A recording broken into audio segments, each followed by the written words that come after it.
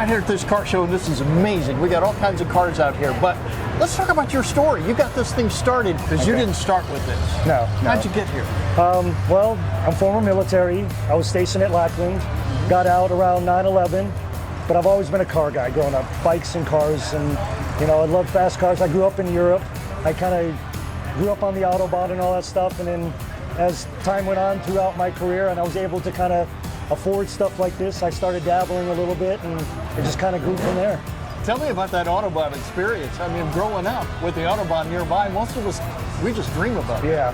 Well, when you're doing 200 miles an hour in a Volkswagen Bug, on the Autobahn, it's something like surreal, because we've got capped speed limits here, and they can drive fast and they're good at it.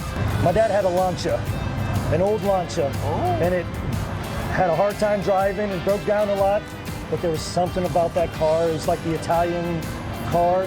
Living in Europe, you got to see all the Porsches and the Ferraris and all that stuff, and I've always had that poster on the wall of the Lamborghini. Well, I had a Ford Pro GT, and then I went to a 3000 GT DR4 Mitsubishi, and then from there I just started growing and had a Porsche and another Porsche and Ferraris and then Porsches, and it just grew. But the first true car I could get with my money was an old IROC Z Camaro.